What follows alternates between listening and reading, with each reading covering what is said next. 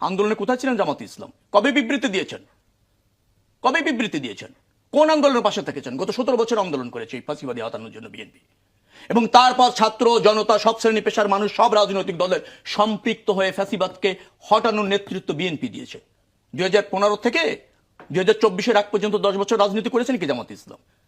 ছিলেন তো আওয়ামী লীগের সাথে মিশে, সমঝোতা করে আপনার শাপলা চত্বর পর্যন্ত মিটিং করেছেন। জাতির জন্য জামাত ইসলামের অবদানকে এই দেশ আমাকে বলেন গত 53 বছরে। যদি উনি এখন চোখ বন্ধ করে ঘুমান, কিছু করার থাকে না আমাদের। আসলে রাজপথে জামাত ইসলামী আন্দোলন করে না, এটা উনি বললে কি জনগণ এটাকে অ্যালাউ করবে? জামাত সব আন্দোলনে ছিল, বরং আমরা দেখলাম সব আন্দোলন বেঠে ওনাদের কারণে। ওনারা বড় দল ছিলেন, মাঠে ময়দানে কর্মসূচি ঘোষণা করতেন, আবার নিজের ঘরে চলে যেতেন। 28শে অক্টোবর 2023 যেদিন সরকার পতন হওয়ার কথা ছিল, লক্ষ লক্ষ মানুষ রাজপথে নামছে, ওনারা চলে গেলেন কেন? এক কর্নার থেকে মানে টিয়ারসেল নিক্ষেপ ওনারা সব পালিয়ে গেছেন। আদাবাদ হরতাল ঘোষণা, আবার বলে পুরো দিন হরতাল। বিগত সময়ে বহু আন্দোলন হয়েছে, গণতন্ত্র উদ্ধারের আন্দোলন হয়েছে, কেউ রাজপথে নামেন না। আমরা তো মনে করি এই ফ্যাসিবাদ যে কেবল বিএনপি দায়ী। বিএনপি সঠিক ভূমিকা রাখতে না পারার কারণেই তাদের ভীতসন্ত্রস্ত মনোভাব, তাদের জেলে যাওয়ার ভয়, তাদের ব্যবসা টিকিয়ে রাখার মেন্টালিটির কারণে আমরা ক্ষতিগ্রস্ত হয়েছি।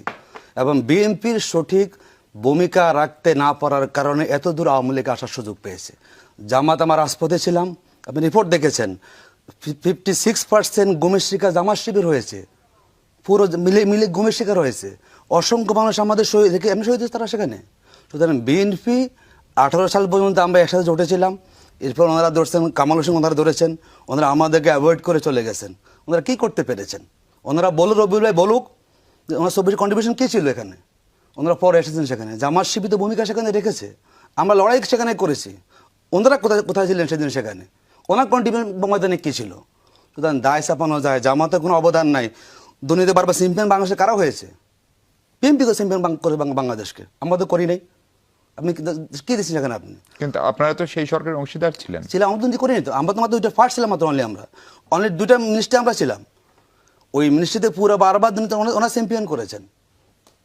বাংলাদেশের রাজনীতিতে যদি ওনারা বলেন সবাইকে আয়না তার চেহারা দেখা উচিত, দায় চাপাইলে হবে না।